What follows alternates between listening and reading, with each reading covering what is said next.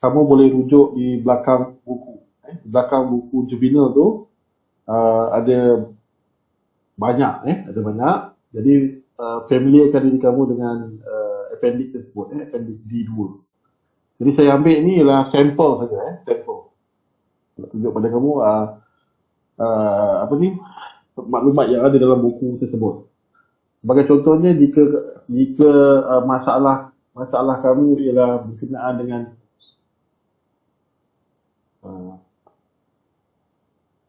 suatu masalah seperti inilah. Kamu ada cantilever beam. Okey, dekat sini kita ada support. Okey, dekat sini pun ada jenis support dekat sini.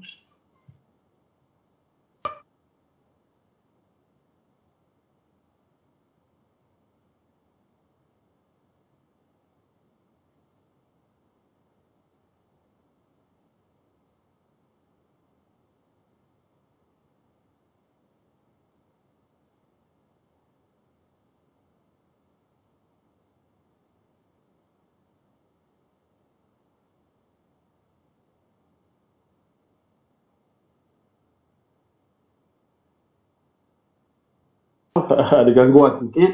Okey.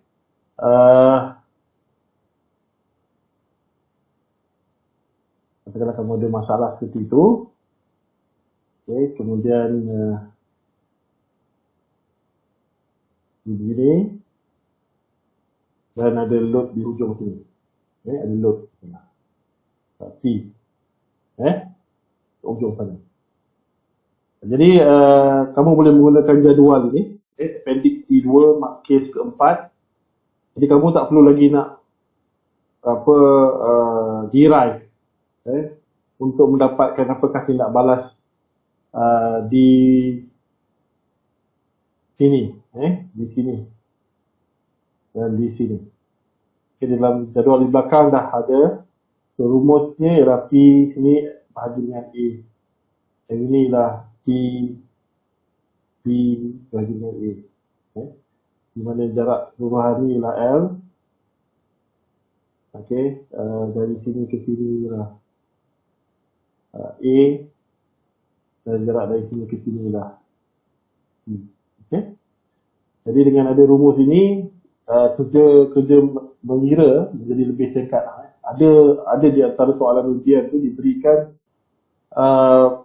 sebenarnya tak perlu kamu nak bersusah payah menggunakan summations of moment equal to 0 dengan summations of forces equal to 0 ni untuk tentukan apakah daya tindak balas di tempat penyokong. Jadi bagi mereka yang dah biasa melihat, jadi dia tahu ini ada dekat belakang, terus pakai formula. Dan dalam appendix ini juga ada ditunjukkan gambar rajah daya leceh dan juga gambar rajah moment lentur dengan nilai moment maksimum ialah negatif T dalam T. Okay, so yang ini lah untuk mengira slope. Okay, at left support ini rumus dia, at right support ini dia, dan at load ini. So maximum deflection juga boleh dikira dengan menggunakan rumus. Dan kemudian deflection theta at any point X. Okay, at any point X, lihat di mana dia punya range. Yang ni A, di bawah ni is D. Range D. Okay, jadi ada formula di situ. Sama juga yang lain-lain. Okay. Namun demikian, pengetahuan kamu daripada solid mekanik 1 iaitu bagaimana hendak melukis gambar rajah daya leceh dan juga gambar rajah moment itu juga tetap diperlukan. Tetap juga diperlukan untuk subjek ini, komponen design. Okey, dan seterusnya ialah tentang stress element dan complex stress juga yang kamu dah belajar di dalam solid mekanik 2. Kalau tak silap saya. Masa zaman saya student belajar dalam solid mekanik 1. Kemudian dipindah ke kelas saya dibawa ke solid mekanik 2. Jadi pengetahuan ini juga diperlukan. Pengetahuan ini diperlukan. So sebagai contoh dalam kes ini, determine all the element stresses. So kita berminat dengan apakah keadaan unsur di titik A di atas ini. Okay, so kita keluarkan unsur A, seperti kita lihat daripada pandangan atas, sebab kedudukan daripada lebih mudah kita lihat daripada atas. So kita ikiskan gambar rajah unsur tegasan itu berbentuk segi 4. Okay. Saiznya sangat kecil sebenarnya, kecil tak terhingga, tapi kita besarkan. Okay, pertama kita lihat kepada beban P pada contoh. Okay, beban P adalah daya paksi, axial load, dan dia adalah jenis tensile load, iaitu tensile load. Jadi tegasan yang bertindak di sini adalah sigma P, disebabkan oleh tegasan paksi. Okey. Kemudian kita lihat pula keadaan unsur titik A disebabkan oleh beban F. So kalau kita lihat daripada sini, beban F ini menyebabkan hollow shaft ini akan melentur. Kalau kita lihat dia begitu, okay, dipasang pada dinding, dikenakan dengan beban F di hujung ini. Jadi kecenderungannya lah untuk melentur. Okay, jadi kita berminat dengan titik di sebelah atas, rumus lenturan sigma E katakan M Y bahagi dengan I. Okay, nilai Y ialah daripada kedudukan paksi neutral hinggalah ke titik A tersebut. Dan titik atas ini, elemen di atas ini akan mengalami tegangan. Akan mengalami tegangan. Okay. Dan tegangan ini disebabkan oleh kesan lenturan. Jadi di sini ada dua. Satu lagi ialah sigma. Satu disebabkan oleh tegangan disebabkan oleh daya tegangan. Satu lagi tegangan disebabkan oleh kesan lenturan F. Daya F ini. Kemudian ada satu lagi load yang bertindak ke atas hollow shaft ini, iaitu torque, T. Jadi torque ini bertindak dalam arah, kalau kita lihat daripada sini, dia bertindak dalam arah ikut jam. Okey, jadi kalau kita lukis dekat sini, dia akan menghala ke sana. Nampak tak? Jadi kita pakaikan dulu.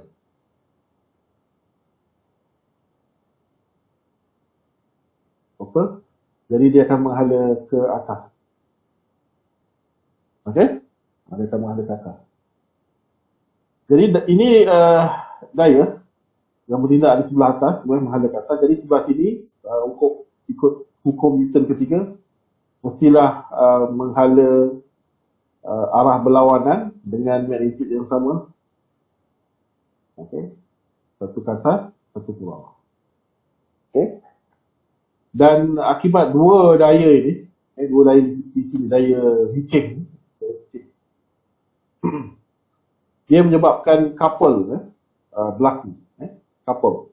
Jadi kesan daya satu ke atas, satu ke bawah ini menyebabkan kecenderungan dia untuk memusingkan elemen itu dalam arah lawan jam. Jadi untuk seimbangkan elemen ni mesti ada satu lagi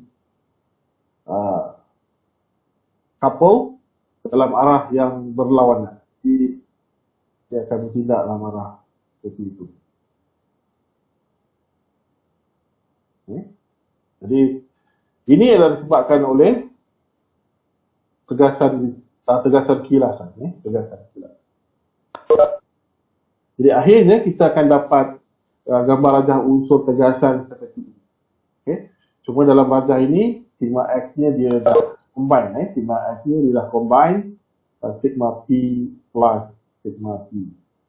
So ada dua tegasan di situ. Satu disebabkan oleh daya paksi, satu lagi disebabkan oleh bending.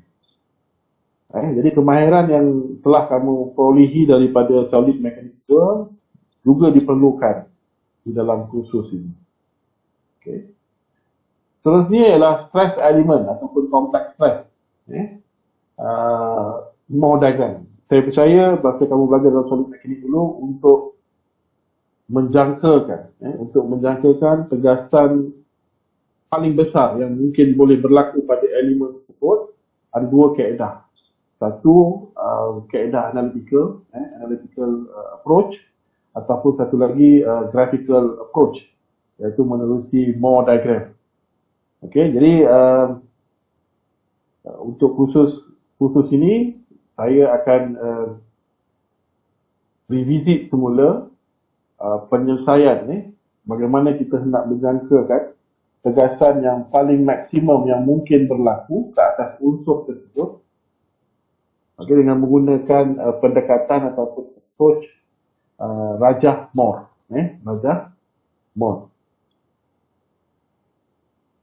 Baik. Kita keluar daripada ini yang kita perlukan paparan yang lain. Okey. Dalam melukis gambar rajah bulatan Moore, pertama ialah kamu akan lukis paksi Y dan paksi X. Okay. So, let's say paksi X mewakili tegasan. Okay, mewakili tegasan. Manakala paksi Y akan mewakili tegasan licin. Okay, tegasan licin. Dan pada paksi Y bahagian positif ini akan mengambil kira tegasan licin yang berpusing dalam arah ikut jam. Ikut jam. Manakala di bahagian sebelah bawah, bahagian sebelah bawah ialah counter clockwise. Bawah ini ialah counter clockwise. Okey.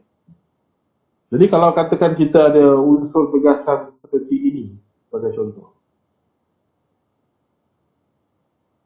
Okey.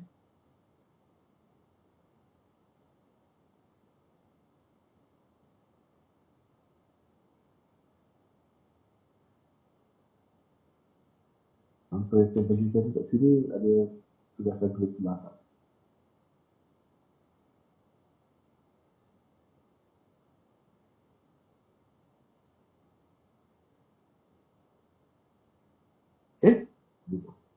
Jadi inilah sigma X, inilah sigma Y. Okey. Inilah tau XY. Ya, inilah tau YZ. Okey. So tau basically kita tahu bahawa tadi tau YZ samalah juga dengan tau YZ, tau YX. Okey.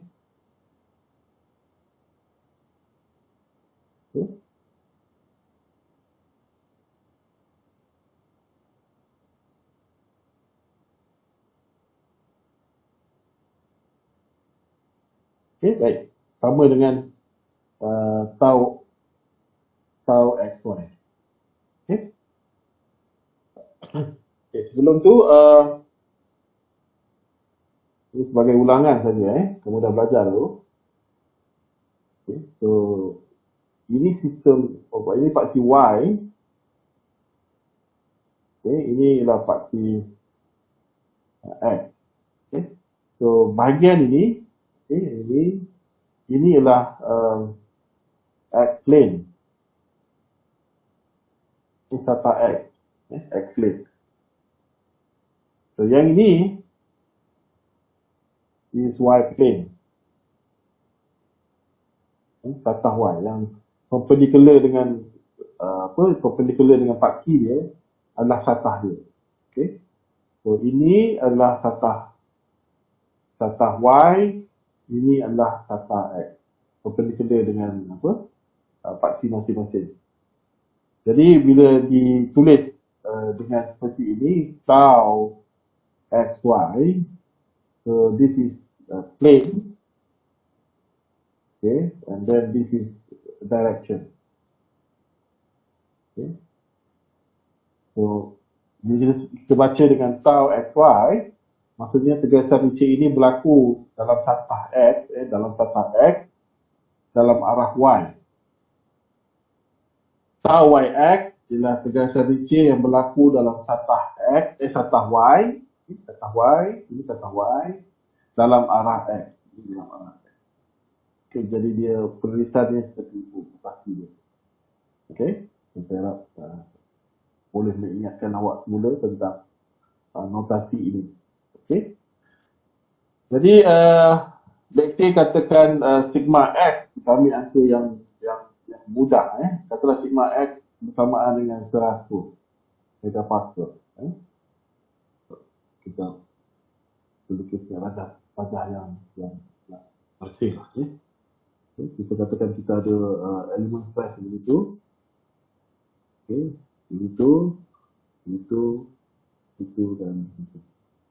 Okay. So, yang ini sigma X dengan nilai 100 megapascal. Okay. Ini dengan nilai sigma Y, katakanlah dengan nilai 20 megapascal. Okay, dan disemikan dengan tau XY ataupun tau YX dengan nilai 40 megapascal. Okay. So, bagaimana kita nak melukis? Jadi pertama ialah kita akan lihat kepada satah X-plane lah. So, X-plane, okay, sigma X 100,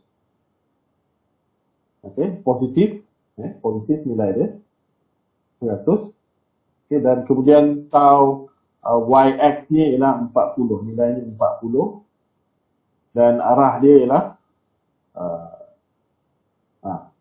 lawan jam. Nampak? Jadi dia, kita lihat kepada satah X dahulu. Okay. Itu koordinat. Okay. Kemudian Y plane is yang ini Y2 tadi. So, nilai dia ialah positif 20 dengan nilai tau dia ialah 40 dan dia berpusing dalam arah ikut jam. Okay. Jadi sekarang kita dah ada dua koordinat. Sekarang kita boleh plot lah. Kita boleh plot. Okay. This is the sigma X. Okay. So, titik paling kecil ialah 20. Kata titik 10, 20, 30. 10, 20, 30, 40, 50, 60, 70, 80, 40, 100. Okay. So, 40, 10, 20, 10, 40, 10, 10, 30, 40. Okay. Titik yang pertama, X-plane ni, 140. Jadi, 140. So, tadi kita lihat ni tau. Ini bawah ialah tau. Balik.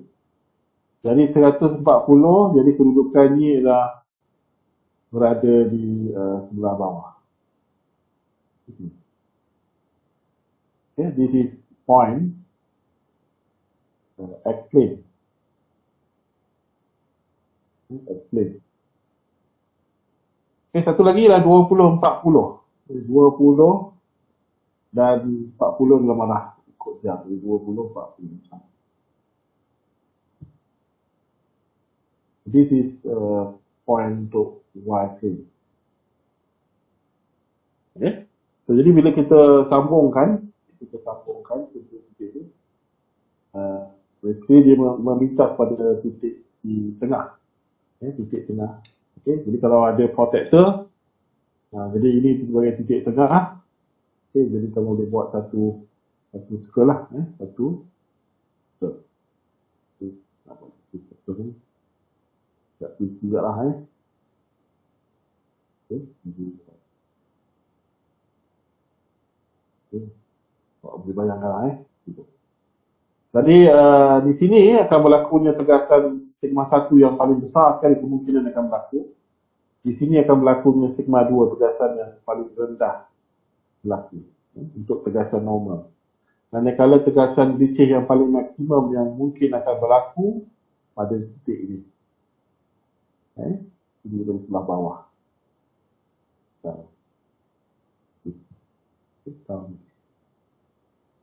Jadi ini pada keadaan awal. Ini pada keadaan awal. Bila kita plot ni, ini pada keadaan awal. Jadi dengan cerita, dengan mudah ni, kita boleh katakan ini kaitan ini explain X. Explain. Explain. Satu explain. Yang ini ialah Y plane. Y plane. Okay.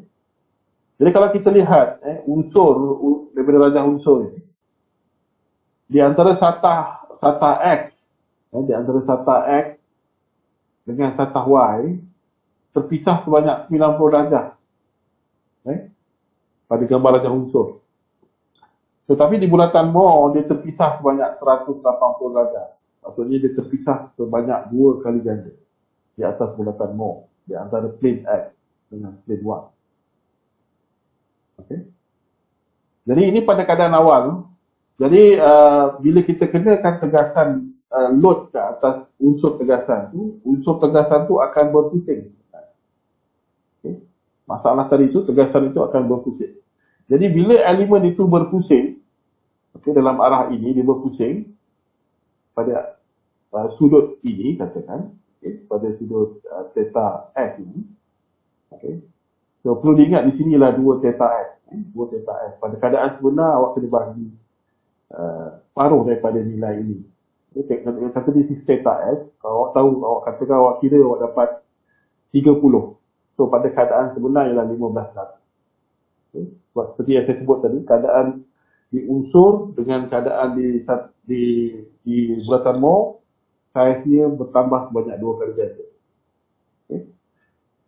Jadi untuk dia mencapai nilai tegasan maksimum, untuk dicapai nilai tegasan maksimum, unsur tersebut perlu berputar. Let's say katalah, kita pretend kata sudut dari sini ke sini lah, let's say katalah 30 darjah. Okay, so meaning that elemen itu perlu berpusing 15 darjah saja. 15 darjah saja elemen tegasan itu berpusing, dia akan mencapai nilai tegasan Ricci yang paling besar. Okay. Jadi kita berminat dengan beban, possibility beban itu menanggung tegasan yang paling besar. Okay. Dan satu lagi ialah keadaan di mana dia menanggung kesan tegasan normal paling besar. Okay, dalam kes ini, daripada keadaan asal, untuk dia mencapai tegasan normal paling besar, ialah dia perlu berpusing dalam arah ikut jam, lawan jam dengan sudut di sini. Okay, sudut di sini, kata let's say 30, di sini ialah di sini 60, walaupun nampak tak logik kan. Jadi tak apa, just pretend, okay, this is 60 degrees, this is 30 degrees. So X plane, satah X perlu berputar sebanyak 30 darjah saja. Kadang unsur itu berpusing 30 darjah, paruh daripada nilai ini, untuk mencapai nilai tegasan yang paling besar, sigma 1. Dan satah yang akan menanggung beban terbesar itu ialah pada satah X. Okay, sebab itu yang paling dekat sekali. Takkanlah Y plane nak berpusing ke sana untuk mencapai nilai sigma 1. Jadi sudut putarannya besar. Jadi untuk mencapai nilai yang besar dan mudah ialah X plane, satah X. Dan manakala bila X plane mencapai nilai paling besar, Y plane mencapai nilai paling kecil, tegasan paling kecil. Jadi sama ada kita berminat dengan sigma 1, sigma 2 ataupun tau max, melihat kepada jenis bahan. Okay, kalau bahan itu ialah bahan molor, tak tahan material, kita berminat dengan tegasan Ricci maksimum yang ini. Kalau bahan tersebut adalah bahan rapuh ataupun brittle material, kita berminat dengan sigma 1. Okay? Kita berminat dengan sigma 1 dan sigma 2. Itu kamu dah belajar dalam solid magnetic 2. Okay? Solid magnetic 2. Okay? Sebab, dan kamu juga dah melalui ujian. Ujian apa ni, dah buat makmal, ujian tegangan. Dua bahan, satu bahan mulur, satu bahan rapuh. So, kamu dah tarik dia dan gagal, dan kamu lihat keadaan kegagalan tersebut. Kalau kita lihat, dan juga dalam sains bahan ataupun teknologi bahan, kamu juga dah disentuh juga perkara yang sama. Okay, kalau bahan rapuh, itu keadaan patah dia seperti ini.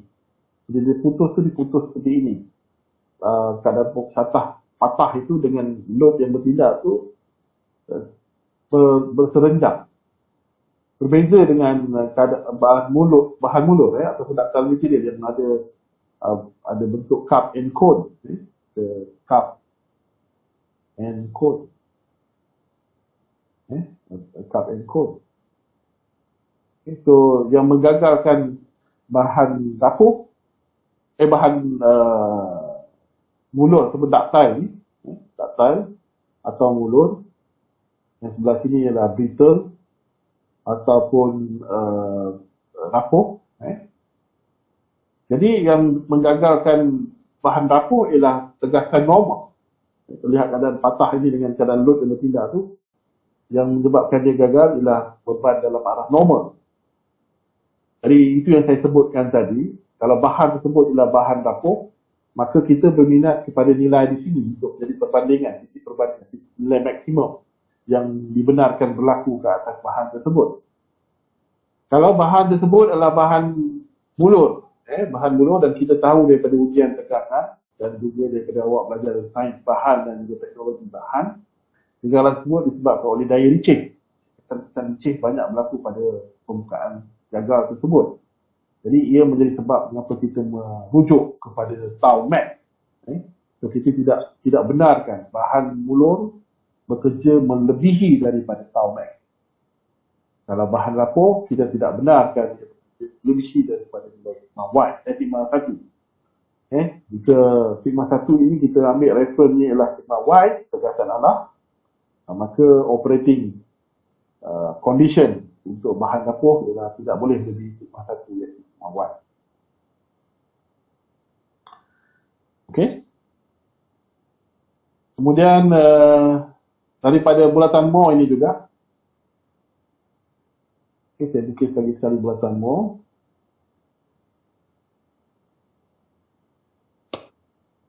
Kita ada bulatan Moore. Okay. Di sini adalah titik tengah tadi. Ini ialah sigma. Di sini ialah sigma 1, kita tahu. Di sini ialah titik sigma 2. Di sini ialah kedudukan tau max. Okay. So, sini adalah tau. Jadi kita tahu di titik tengah. Jadi dia merupakan average. So, dari sini ke sini, kita tahu di sini average. Tegasan purata. So, untuk mengira tegasan purata, sigma average ialah sigma X plus sigma Y bahagi dengan 2. Kalau kita balik semula kepada rajah ini, kalau ada sigma X 100, okay, plus dengan 120, kita bahagi tinggi dengan 2, jadi 60. Jadi kita ada 1, 2, 3, 4, 5 kali 60. Jadi dia berada pada titik tengah. Jadi sigma average adalah sigma X atau sigma Y bahagi dengan 2. Okay. Manakala jejari bagi bulatan ini, R. Okay, jejari bagi bulatan itu, iaitu bersamaan dengan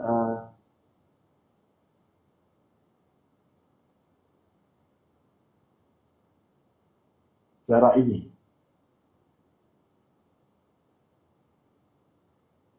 Ataupun jarak ini.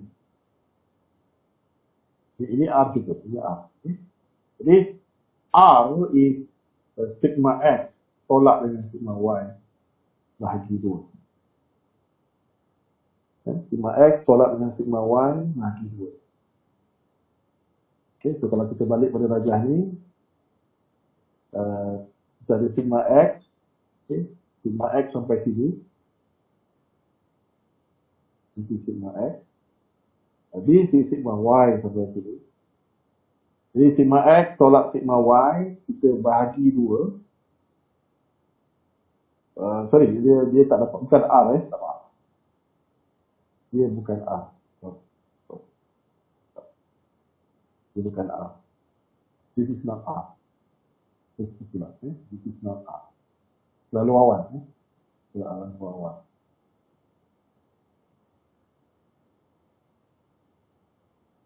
Okay. Sebelum dapat R, saya akan kali yang sama. Saya nak cuba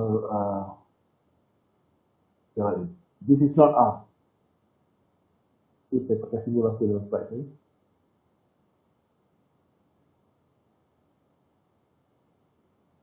Saya pakai sigma A je. Saya pakai simbol sigma A. So, yang ini saya panggil sigma A. Okay, so sigma A. So, sigma A is sigma X tolak dengan sigma Y bahagi 2. Okay. Kalau kita lihat pada rajah ni,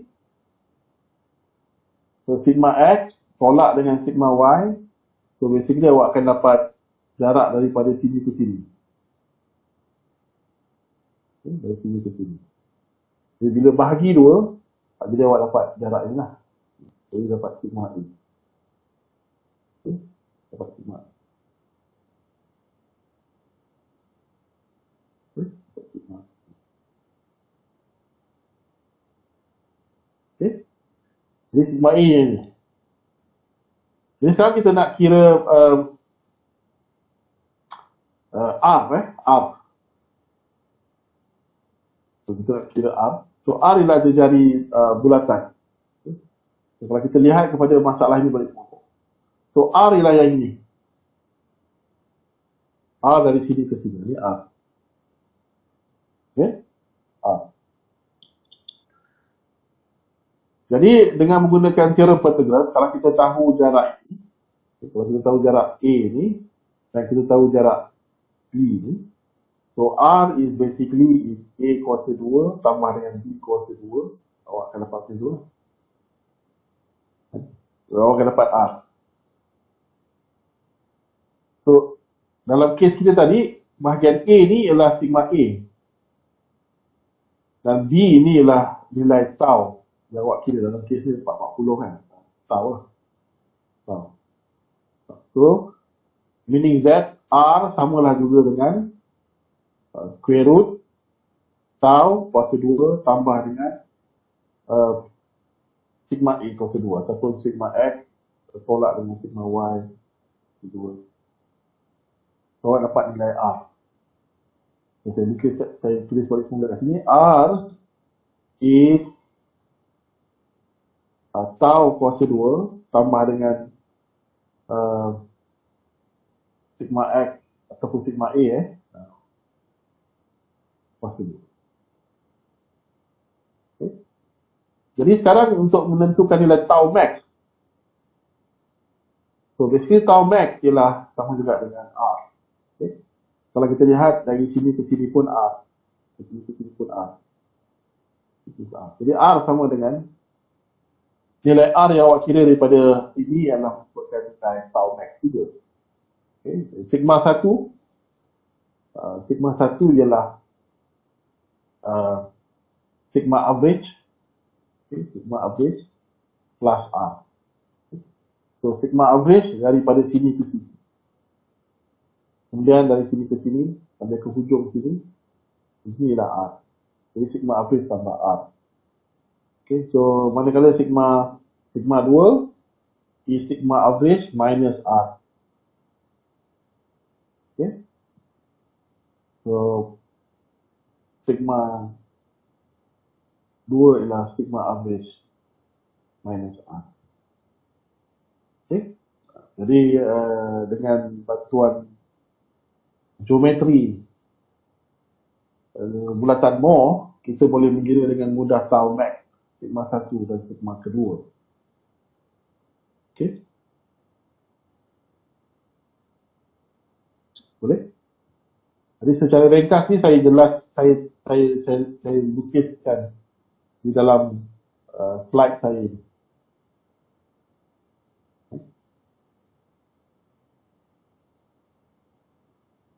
Sigma average, sigma A, tau A ataupun tau XY, R, jari bagi bulatan Moore, sigma 1, sigma 2 adalah sigma average plus minus R, bergantung pada kalau sigma 1 plus, kalau nak cari sigma 2 minus. Tau max adalah plus ataupun minus R, bergantung pada atas ataupun di sebelah bawah. Okay. Jadi ini adalah formula untuk menentukan sudut. Akan berlakunya sigma 1 dan satu lagi ialah sudut yang akan berlakunya tegasan bincang maksimum. Okay. Ini adalah rumus daripada kaedah analytical approach. Okay. Rumus yang boleh membantu awak untuk mengira tegasan dan tegasan normal dan juga tegasan bincang pada sebarang sudut yang ditentukan. Tetapi kefahaman di sini agak terhad, limited berbanding dengan kefahaman di bulatan Moore. Sebab saya lebih berminat dengan bulatan Moore daripada approach. Baik, seterusnya adalah stress concentration factor. Okay, stress concentration factor juga kamu dah belajar setelah tertentu dalam teknologi bahan, okay, ataupun sains bahan. So, sebarang perubahan keratan rentas, okay, sebagai contoh ini, sebarang perubahan keratan rentas daripada besar kepada kecil, okay, menyebabkan aliran daya di dalam bahan tersebut terganggu. Jadi berlakulah peningkat tegasan. Berlakulah tegasan ini menjadi meningkat. Jadi di titik mana berlakunya peningkatan tegasan, di titik itu dipanggil sebagai stress concentration. Titik tegasan. So a stress concentration, also known as a stress riser or riser, is a point in a path where the stress is significantly greater than its surrounding area. Stress concentration occurs as a result of irregularities in the geometry or within the material of component structure that cause an interruptions of the stress flow. Jadi awak boleh bayangkan seolah-olah macam laluan kenderaan, daripada katalah ada 10 lane tiba-tiba nak menjadi 3 lane. Jadi awak bayangkan betapa di bahagian ini berlakunya traffic congested. Okay. Kalau kita panggil apa, dia punya jam. Okay. Jadi tegasan di sini menjadi besar berbanding dengan tegasan di tempat lain, di tempat biasa. Tempat biasa kita panggil tegasan nominal stress. Okay, dengan kamu kira P bagi dengan A kalau telah dikenakan dengan beban paksi ini formula. Jadi tegasan kalau telah kamu berminat dengan bahagian yang kecil, P bagi dengan A. So di sini adalah A, di sini adalah A katalah, letak A. Katalah ini bentuknya silinder, bentuk silinder. Ditarik dengan beban P, maka P bagi dengan A di sini dia tak sama dengan tegasan ini. Tegasan itu jauh lebih besar daripada P bagi dengan A. Jadi perbezaan tegasan di titik sini, katalah di sini lah saya panggil dengan tegasan S lah, stress concentration, ataupun sigma C lah, di titik penumpuan tegasan. Jadi sigma C bahagikan dengan sigma nominal, jadi dia memberikan satu faktor, satu ratio number. Satu ratio number kita. K. Okay. Dan K ini dipanggil dengan nama KT. Stress concentration factor. Disebabkan oleh beban statik. P ni ialah kita kenal beban statik. Nanti dalam topik fatigue failure prevention design, kamu akan jumpa pula dengan KF. KF, capital KF. Ini KT, capital KT. Nanti kamu akan jumpa KF. Bezanya ialah satu disebabkan oleh beban statik, satu lagi yang disebabkan oleh beban dynamic. Dan beban berkitar. Okay. Jadi jika kita tahu nilai KT, tiap komponen kegagalan, tiap perubahan bentuk itu, dia ada nilai KT, ada table. Okay, jadi kalau kita tahu nilai KT, kita tegasan nominal ini boleh dijangkakan daripada rumus yang awak dah hafal sebelum ni, T bagi dengan A, TR over J ataupun MY bagi dengan I. So kita boleh jangkakan tegasan yang besar yang dijangkakan berlaku di titik tumpuan tegasan tersebut. Okay, ini formula dia. Satu untuk tegasan normal, satu lagi untuk tegasan licin. So S kat sini stand for shear. Okay, dia punya understanding sama, simbol saja berbeza disebabkan oleh property shear dengan normal tu dua property yang berbeza. Jadi kita kena asingkan. Okay. Baik. Ini contoh macam mana nak mencari nilai KT. Okay, sampel. Dalam buku banyak lagi. Jadi kena familiar kan itu dengan macam mana nak tentukan nilai KT. Sebagai contohnya, katakanlah kita ada shaft di sini. Okay. Dan shaft ini dikenakan dengan beban akibat daya seperti ini, sebenarnya shaft ini akan mengalami lenturan. Dan kita berminat nak menentukan apakah nilai KT di sini, apakah nilai KT di sini. Sebab nanti kita nak kira tegasan maksimum lenturan di situ disebabkan oleh penumpuan tegasan. Okay, tegasan maksimum yang berlaku di sini disebabkan oleh penumpuan tegasan. Kita dah belajar tadi, KT sama lah juga dengan sigma P atau sigma max. Tegasan paling besar berlaku di kawasan penumpuan tegasan dibandingkan dengan tegasan nominal. Yang biasa, yang biasa. Jadi macam mana tentukan nilai KT ialah dengan melihat geometri.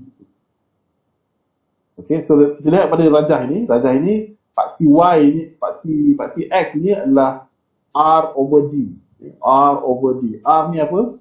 Kita lihat ni, R ini. Dia jari sini dibagi dengan small d. So dibagikan dekat sini. Okay, jarak tu. Kemudian paksi Y KT. Kemudian dalam jadual ini dia ada curve, ada 4 curve. So setiap curve ini sebenarnya adalah nisbah capital D bagi D. Capital D bagi dengan D. Okay. So sebagai contoh, kalau masalah ini R over D, so R dia ialah let's say kata 2 dibanding dengan D kecil berapa? D kecil ni sesuai soalan ni dalam milimeter, ni dalam milimeter. Rajah ni dalam inci. Jadi 2 mm dibahagikan dengan D yang sini lah. D, small d. This is small d. This is capital D. Okay. So let's say R bagi dengan D dapat 0.05. Kemudian capital D bagi dengan small d. D sini bagi dengan D sini dapatlah 1.5. Okay. So R over D dapat 0.05. So 0.05 dekat sini lah. Okay. Di sini ke sini 0.1. So tengah-tengah 0.05. 0.05.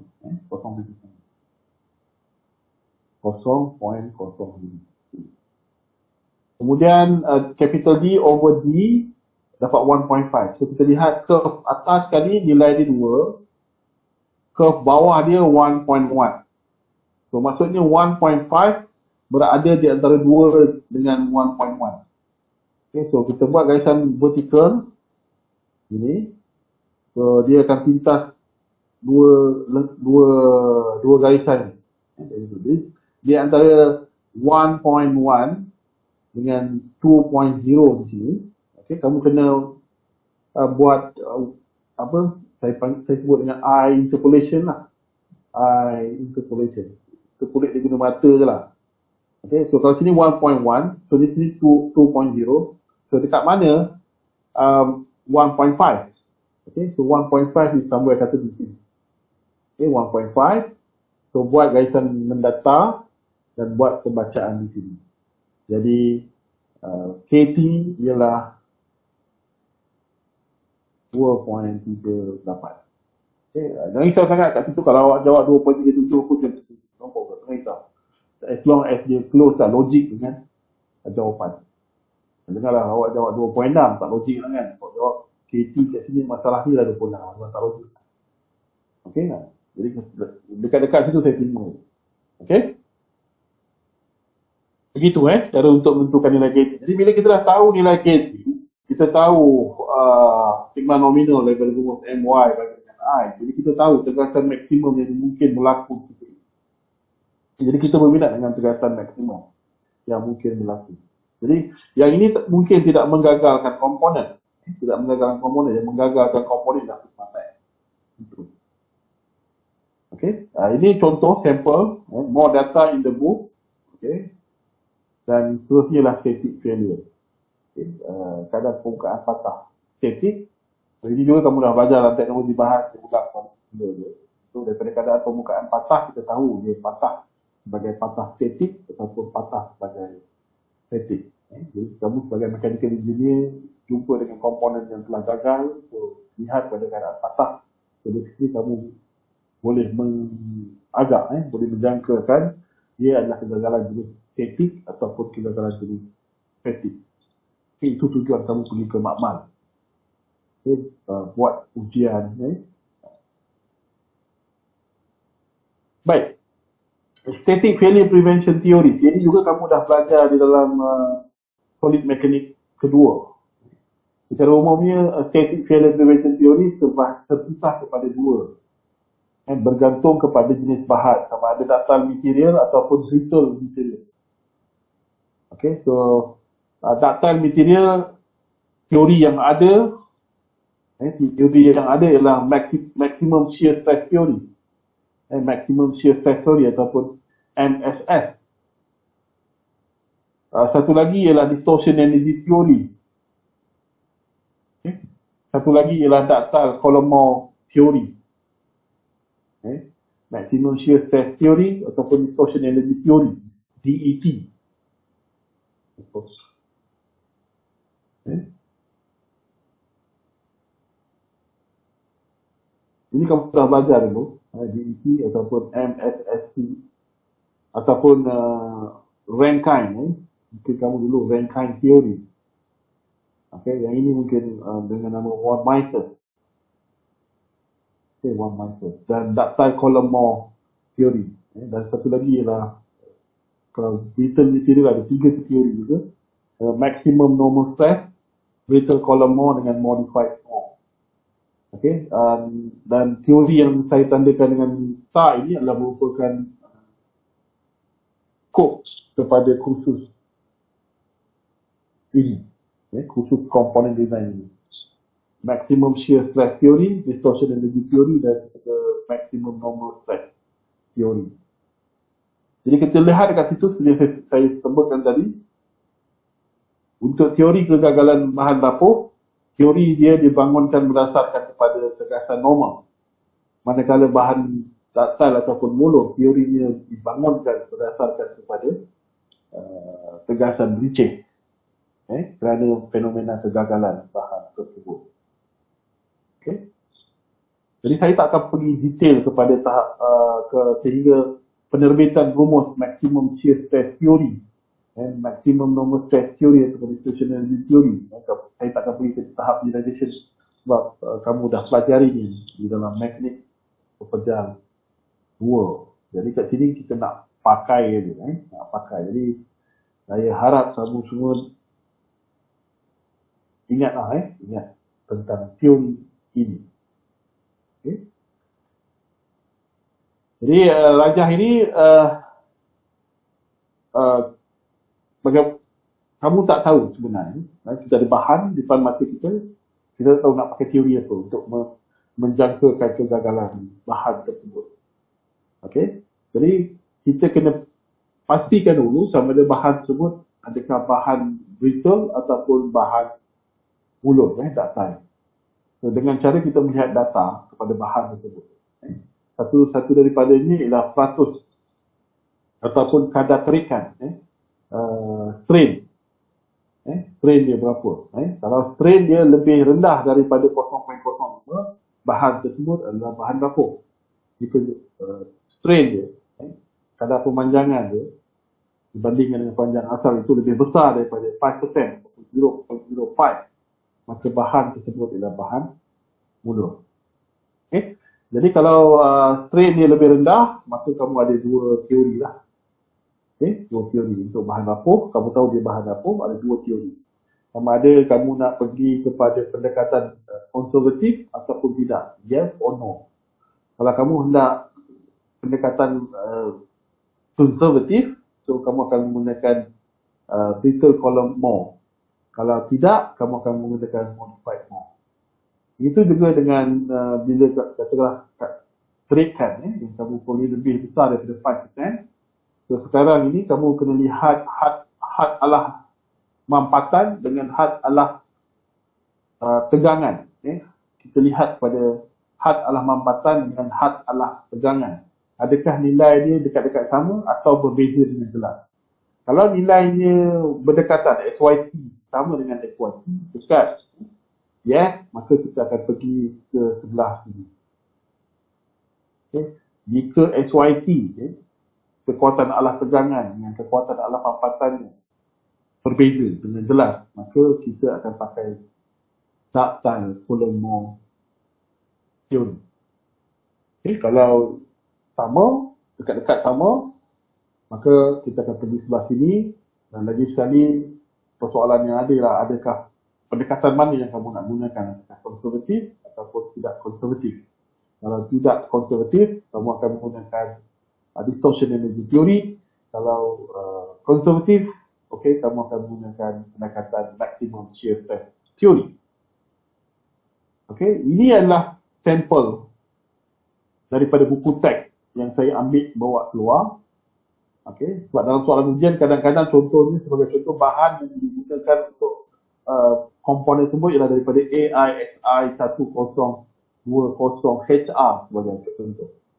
Kita tak macam soalan dalam solid 1 ataupun solid mekanik 2 yang kita bagi dia siap-siap nilai SY, CT dan sebagainya. Pelajar tak perlu nak cari. Dalam komponen design, dia lebih kepada macam keadaan sebenar. Dalam keadaan sebenar, kamu hanya tahu kod bahan. Kamu pergi buka table, cari maklumat tentang bahan tersebut. Apakah nilai SU, apakah nilai SY, bergantung kepada keperluan kamu. Jadi sebagai contoh AISI 1020HR, maksudnya inilah bahannya. Jadi ada dua unit di sini, satu unit interior, satu unit SI. So unit jika unit SI 425 megapascal untuk nilai kekuatan muktamadnya ataupun atomic tensile strength. Dan 290 adalah kekuatan alah daripada strength untuk bahan AISI 1020 HR. HR ni hot roll. So ada banyak lagi sampel data bahan di dalam buku jurnal tersebut. Jadi kamu kena familiar. Kalau lihat pada tahun lepas, ramai pelajar gagal sebabkan tak tahu nak mencari bahan tersebut berada di mana. Dia common sense je. Dia common sense. Ini sampel yang lain. Sampel yang lain nanti lebih banyak. Contohnya dia ada bahan yang menerima rawatan ESO, normalize, lean. Jadi kawan lihat Dari sini pun awak boleh belajar kalau bahan yang menerima, bahan yang sama melalui proses S4, kekuatan yang sama ini 448.2. Normalize, nilainya lebih rendah daripada kalau ni nilai kekuatan yang menjadi lagi rendah. Jadi kita tahu bahawa S4 akan membekalkan kekuatan bahan yang lebih. Selepas bahan itu dihasilkan, dia melalui proses S4, kekuatan meningkat. Daripada data ini juga sama boleh belajar sesuatu. Jadi dekat kolom sini ada elongation, ada reduction in area. Elongation ialah yang membantu kamu menjelaskan bahan ini sama ada bahasa ductile ataupun brittle. So kalau kita lihat dalam kolom ni semuanya lebih besar daripada 5%. Dan yang ini reduction in area pula. Semuanya lebih besar. So maksudnya ialah semua bahan di sini ialah ductile. Okay, ini juga bahan-bahan lain untuk menentukan kekuatan bahan. Dipolui daripada jadual. Tidak semestinya daripada tak semestinya daripada jadual seperti ini. Kadang-kadang melalui daripada fikir untuk menentukan nilai SU dengan SY. Safety factor, at the end ni kita nak kira safety factor, so N, samalah juga dengan strength, dibahagi dengan stress. Kekuatan dibandingkan dengan tegasan. Jadi kita hendak kalau boleh tegasan tu mesti lebih rendah daripada S. Kita nak kalau boleh sigma ni sentiasa lebih rendah daripada S. Macam kamu lah, kalau kamu stres yang melampau sangat hingga melebihi daripada kekuatan kamu akan jadi gila lah. Kalau manusia dia jadi gila lah. Jadi kalau komponen nilai tegasan ataupun nilai stres yang melebihi daripada kekuatan dia akan menyebabkan bahan tersebut gagal. Okey, dalam buku saya bagi sampel, buku ada lebih banyak lagi. Dia ada recommendation, safety factor 1.25 to 1.5. Safety factor ni nilai ini untuk apa? For exceptionally reliable material used under controllable conditions and subjected to load and stresses that can be determined with certainty. Okay, used almost invariably where low weight is a particularly important consideration. Okay, so dia ada cadangan dalam buku juga. Okay, sepatutnya nilai safety factor tu berada di mana. Okay, bukan main hentam kormo daripada pelajar kadang-kadang dikira safety factor sampai 10. Okay, jadi over design. Baik. Safety factor berdasarkan kepada maximum shear stress theory and sama juga dengan SY 2 tau max. Okay, SY ialah yield strength, tau max adalah tegasan dicas maksimum. Okay, yang paling maksimum boleh berlaku. Tau max. Jadi apa yang saya start dekat sini, jika teori ini kamu nak gunakan ataupun diminta untuk gunakan, so pengetahuan bulatan circle complex stress sangat-sangat diperlukan. Sebab awak nak tentukan nilai tau max daripada bulatan more tu, kamu nak kena tahu tau max, baru kamu boleh pakai formula ni. Formula ni nampak simple, yang susah ni bagai tau max. Tau max itu dipolisi daripada bulatan more. Maximum shear stress theory, MSST ataupun Rankine theory. Satu lagi ialah distortion energy theory. Ini rumus dia. N SY bagi dengan sigma prime. Sigma prime ini dikenali juga sebagai tegasan Wall-Meister. Ini adalah rumus tegasan Wall-Meister. So di dalam rumus ini saya beritahu tadi tanda star ni. Jadi knowledge of complex stress or more circle tidak diperlukan. Kamu tak perlu nak tentukan tau max, tak perlu nak tentukan sigma 1, tak perlu nak tentukan sigma 2. Rumus ini sendiri telah menentukan nilai yang paling besar. Dan kita lihat dalam rumus ini, yang menariknya rumus ini adalah dalam formula ini, dia menggabungkan kedua-dua sifat jenis tegasan. Satu shear, satu lagi ialah normal stress. Bergabung dalam satu formula. Jadi teori ini dibangunkan berdasarkan kepada tenaga. Jadi bila dia bergabung, dia dibangunkan berdasarkan tenaga. Jadi sama ada dia tenaga licin ataupun tenaga normal, dia tak kenal. Dia adalah tenaga. Jadi itu sebabnya akhirnya dalam formula ini kita jumpa kedua sifat tegasan itu yang berbeza, licin dan normal, berada dalam formula yang sama. Itu yang menarik tentang formula ini, ringkas, dan kita tidak perlu bergantung kepada bulatan Moore ataupun complex stress. Okey. Seterusnya adalah maximum normal stress MNST, yang inilah untuk bahan brittle material. Okay. Jadi ini formula dia. Okay. Satu ialah N SUT bahagi dengan sigma 1. Satu lagi ialah SUC ultimate compression, ultimate compression strength. Yang ini ultimate tensile strength. Okay. Ada dua keadaan, lihat kepada keadaan tegasan yang bertindak ke atas komponen. Kalau tegasan yang bertindak ke atas komponen tersebut adalah tegasan lompatan, maka kita akan merujuk kepada SUC. Kalau tegasan yang bertindak ke atas bahan itu ialah dalam keadaan tegangan, maka kita rujuk SUC. Okay. SUC. Okay.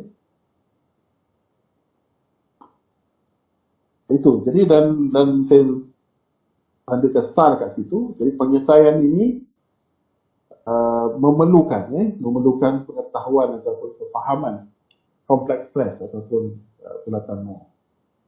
Sebab kita perlu tentukan nilai sigma 1 dan sigma 2. Ketegasan maksimum yang paling besar mungkin berlaku ke atas satu titik di atas permukaan komponen tersebut. Okey. Dan kemudian ada conversion table. Saya percaya jika kamu ada calculator, dalam calculator tu boleh buat conversion table dan nilainya lebih tepat daripada jadual gunakan. Tetapi sebab kita pakai buku teks, solution penukaran unit semua berdasarkan kepada conversion table yang ada di belakang buku. Jadi kamu kena familiar lah. Kat belakang tu dah ada macam mana nak convert unit SI kepada unit imperial. Imperial nak tukar kepada SI. Daripada unit, contohnya horsepower nak tukar kepada watt kepada horsepower dan sebagainya. Ada dalam buku tersebut. Jadi kena familiar. Selak di mana dia berada. Okey. Baik.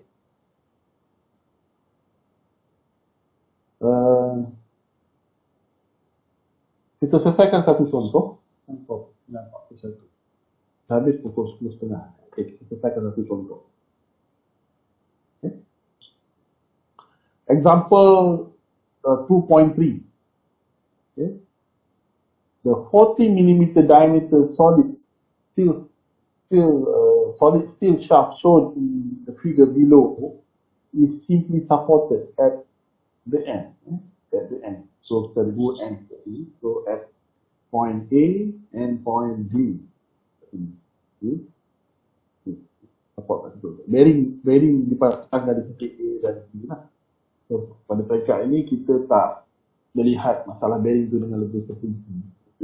Kemudian, okay, two pulleys are keyed, okay, to the shaft Jadi dipasang dengan diikat menggunakan kekunci. Okay, where pulley B ini is of diameter 100 mm. So yang ini diameternya ialah 100 mm. And pulley C is of diameter 200 mm. Considering bending and torsional stresses only, determine the locations and magnitude of the greatest tensile, compressive, and shear stress in the shaft.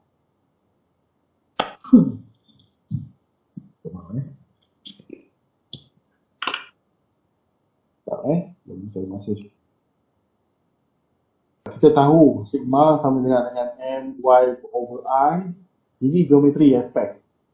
Ini ialah geometri. Ini dengan ini ialah geometri. Okay. Berbeza geometri, maka berbezalah nilai sigma ni. Tapi disebabkan geometri dia constant daripada titik A ke A. Dari titik A ke titik B, so maksudnya kamu hanya boleh judge berdasarkan nilai moment sahaja. Kalau nilai moment kat titik tu besar, maka pergerakan besar. But Y dengan I constant di sepanjang shaft tersebut.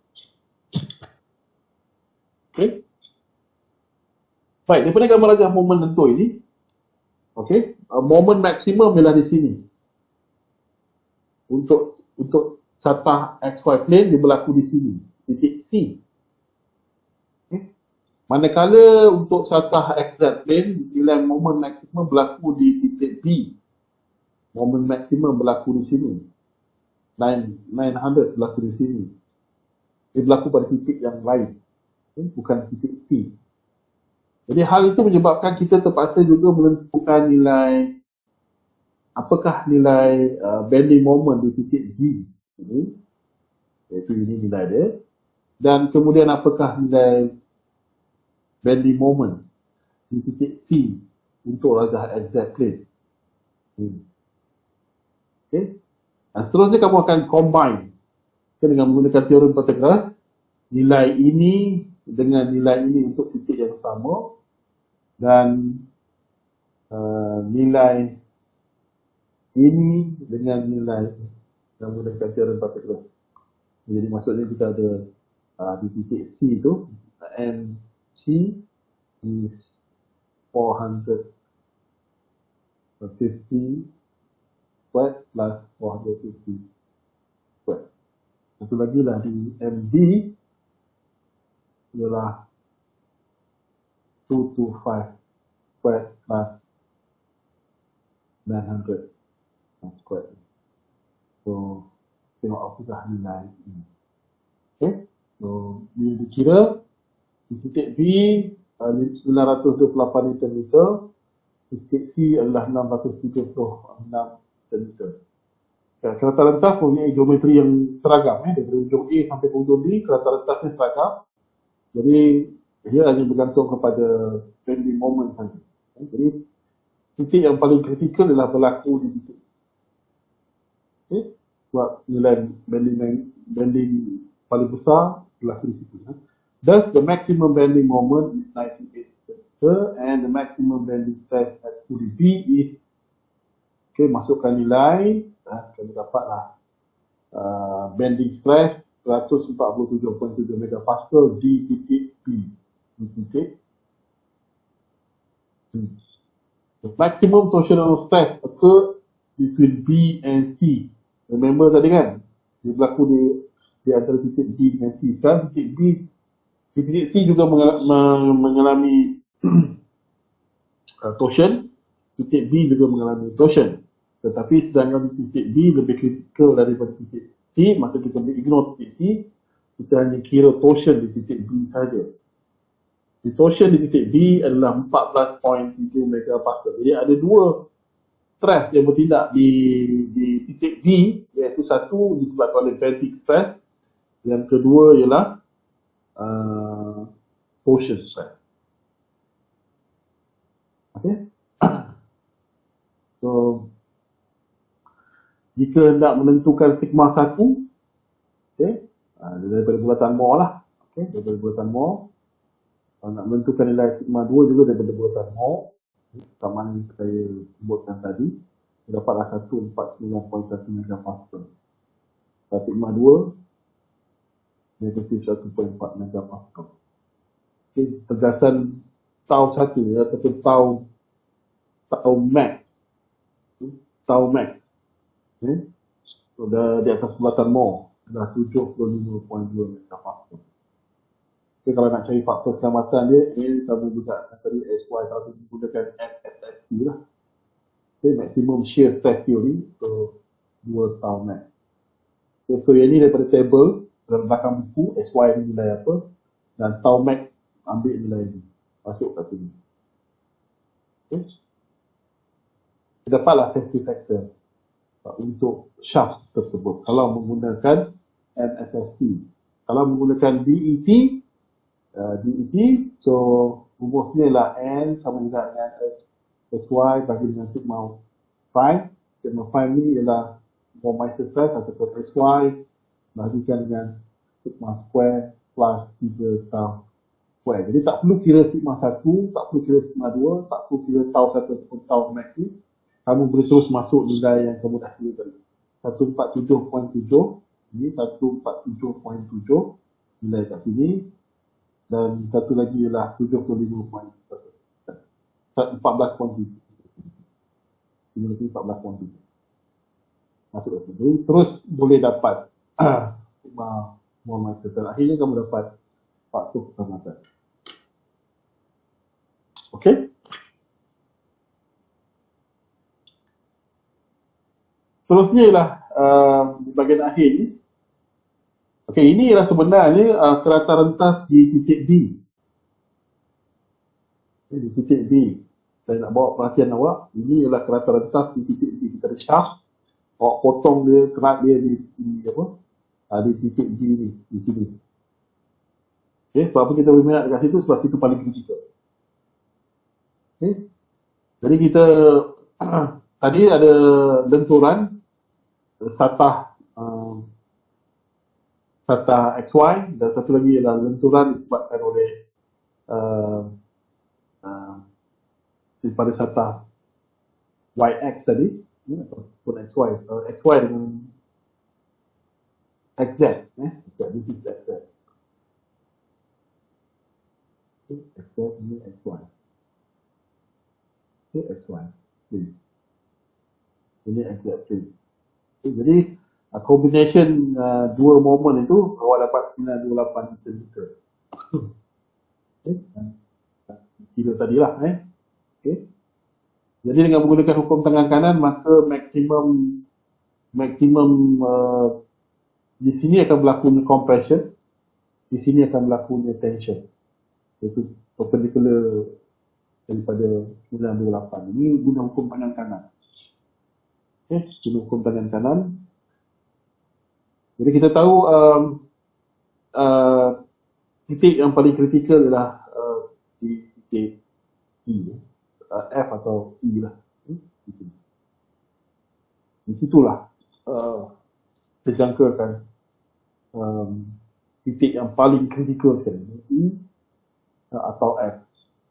It depend on the material again lah. Kalau material tu brittle, kita tak risau sangat dengan compression sebab kita tahu brittle material sangat kuat menanggung beban mafatan. Itu sebabnya untuk bangunan struktur bangunan dibuat dengan menggunakan konkrit. Konkrit adalah bahan rapuh dan dia kuat untuk menanggung beban mafatan. Okey, kalau bahan mulung kita risau. Mulung kita risau untuk menanggung beban mafatan. Okey. Baik, jadi kita dah sampai ke penghujung kepada kuliah ini. Okay. Jadi pertemuan kita pada hari Rabu, kita akan bincangkan contoh-contoh soalan peperiksaan yang lepas. Saya akan ambil soalan-soalan yang pada saya susah lah pengalaman melihat pelajar tu markah rendah, saya ambil soalan tu untuk dibincangkan pada hari Rabu nanti, pada hari Rabu. Jadi sebelum hari Rabu tu kamu boleh selesaikan sendiri soalan exercise 2.1. Okay? 2.1.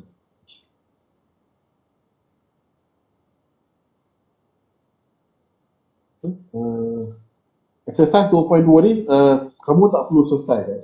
Cuma saya nak highlight dekat sini lah. Kita lihat masalah ini dia kita ada satu pin kat sini. Okay? Pin untuk menyambungkan komponen A dengan komponen B. Okay, jadi kalau kita keluarkan pin ini, pin ini, so keadaan taburan daya yang bertindak pada pembukaan pin tu bentuk dia macam ni. Okay. The best load distribution kat atas pin. Dan bila kita nak selesaikan dia, okay, jadi bergantung pada cara kamu nak simplify that problem. Okay, jadi kamu boleh simplifykan masalah ini, yang complex problem ni kepada masalah sama ada A, B, or C. So setiap model ini memberikan ketepatan jawapan yang berbeza. Jadi yang satu acceptable, itu subjek kepada perkara yang lebih detail lah, yang lebih mendalam. Tetapi yang saya nak beritahu dekat sini ialah nak tunjukkan dekat sini ialah bila kita ada satu masalah kejuruteraan, kita perlu modelkan masalah. Kita tak boleh nak modelkan 100% seperti real masalah tu, terbatas maklumat yang kita ada. Jadi apa maklumat yang kamu ada? Okay. Jadi kita akan semak model sampai ke peringkat PhD pun sama. Kalau ada model yang kamu gunakan, model itu yang kita akan semak betul-betul. Kita akan tanya bertalu-talu kepada pelajar tersebut sama ada model itu telah dibangunkan dengan mengambil kira pelbagai aspek. Kalau model tu telah dibuktikan benar, barulah terima analisis dia yang berikut. Jadi sebab model boleh jadi macam-macam. Dia tak semestinya model macam kes ni kamu nak selesaikan dengan cara begini. Jadi dia boleh cara begini, dia boleh cara begini. Okey?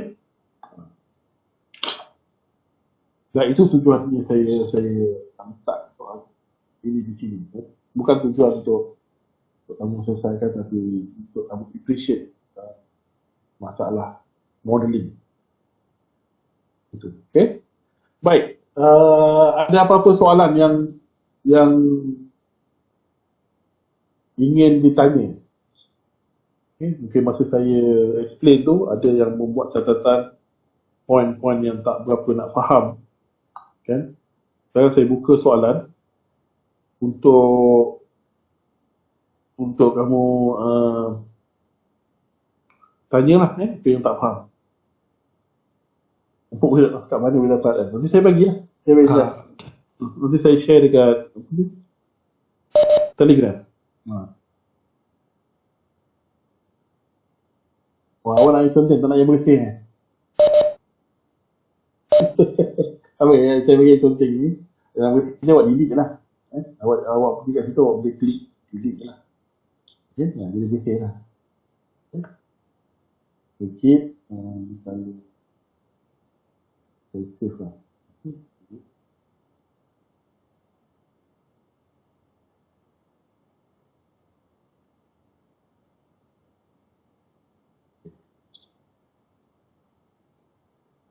Itu saya bagi dekat Telegram. Baik, ada apa-apa soalan? Yang ini ialah latihan kamu, latihan kamu. Kamu perlu hantarlah pada saya. Ini. Kamu boleh pilih 2 daripada 3 soalan. Ini takkan sama je lah. Due bila betul? Hari Sabtu. Hari Sabtu saya bagi. Sabtu ini sebelum pukul 11.59 malam. Sebelum masuk hari Ahad lah. Okay? Hantar di portal e-learning.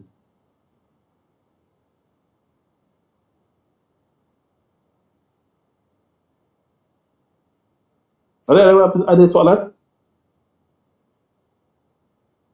Ada soalan? Ha?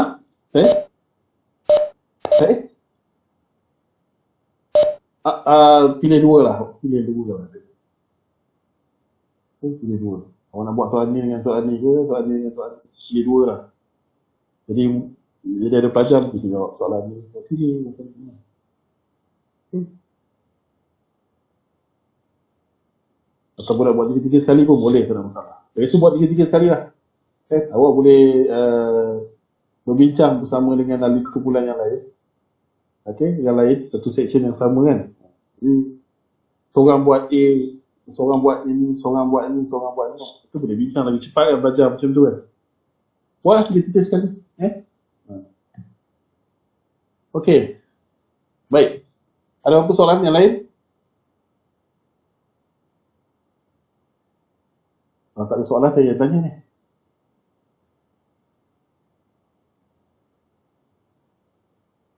Okey, jika kita ada satu masalah kejuruteraan, kita lihat dalam masalah kejuruteraan tersebut ada beban disebabkan oleh kilasan, lenturan, tegangan dan juga daya receh. Okey, ada 4 jenis beban yang bertindak atas komponen kejuruteraan tersebut. Okey, komponen kejuruteraan yang sama lah. Jadi beban mana yang merisaukan kamu sebagai seorang juruteraan? Soalan saya.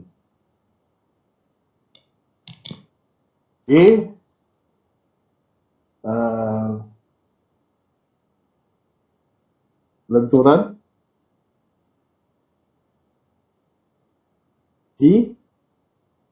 Kilasan.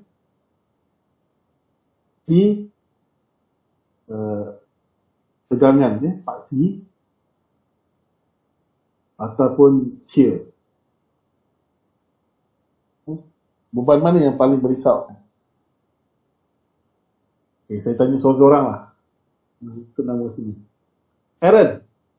Ready untuk tekan butang. Aaron. Mana Aaron? Aaron? Mana Aaron? Main game Aaron. Alvin. Alvin? Hello Alvin? Amirul? Ada dua tu, satu Amirul Hazim. Ini Amirul tadi. Amirul, load mana yang merisaukan kamu? Dia ada 4 jenis load yang bertindak serentak lah ke atas komponen kejuruteraan yang sama. Yang mana yang merisaukan kamu? Lenturan, kilasan, tegangan ataupun receh? Saya tak ingat bahasa Melayu dia. Okay, bending, twisting ataupun torsion, tensile ataupun shear. Bending, yang mana merisaukan kamu? Bending,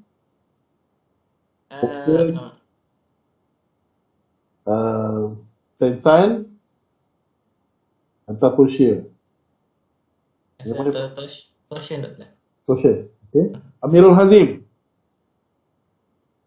Okey, yang kata merisaukan kamu?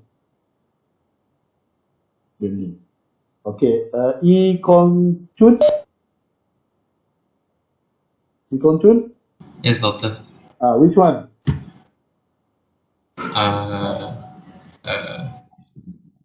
Yang paling risau? Sure. Share. Okey, Fikri. Ini saya doktor. Which one? Saya pilih bending doktor. Bawa pilih bending. Okay. Jacob? Bending, doktor. Johnny?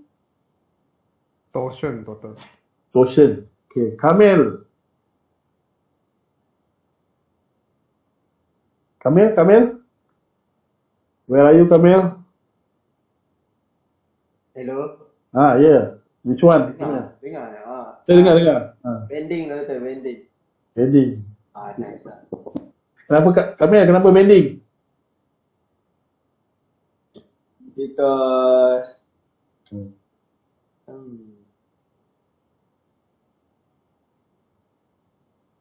I'm not sure doktor. Okay. Ko Xiao Wei. Torsion. Torsion. Okay. Ku Kahmun. Torsion. Lim Di Yang. Torsion. Torsion. Muhammad Zulfadli. Torsion, doktor. Muhammad bin Hazman. Saya rasa bending doktor. Okay, ini. Okay, Muhammad Faik. Mana Faik? Torsion. Muhammad Ifat.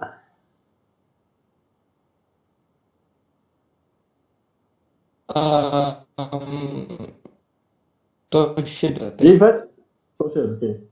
Muhammad Rizwan. Torsion. Okay, Muhammad Rizwan. Torsion, doktor. Torsion. Muhammad Nizam.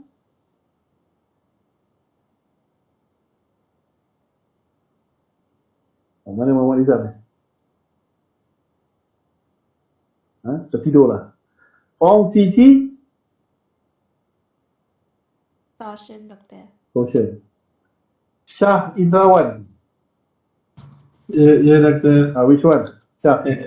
Torsion, doktor, saya rasa. Okay. Tao Yao Wen. Torsion, doktor. Okay, torsion. Last kali. Zohair Akmal. Zohair. Bending. Baik, kalau saya bagi awak sebatang pensel, pensel kayu sambil benda yang mudah. Macam mana cara awak akan gagalkan pensel? Macam mana cara awak akan gagalkan dia? Sama ada awak bagi dia bending, torsion, tensile ataupun shear. Bending, doktor. Macam mana awak gagal? Patahkan dia doktor. Bending doktor, bending. Kenapa tak pakai torsion? Susah. Tensile? Susah kan? Jadi yang merisaukan kerutra bila adanya bending. First, kalau ada bending tu kena ambil langkah yang sangat kiri. Okay. Wujudnya bending merisaukan. Okay? Sebab dia mudah menyebabkan komponen tersebut patah. Baik. Itu saja untuk malam ni. Kita jumpa on this Wednesday, afternoon. Morning. Saya just terkeliru dengan satu section saya. Apa soalan? Okey, terima kasih kelas. Doktor, ada attendance ke?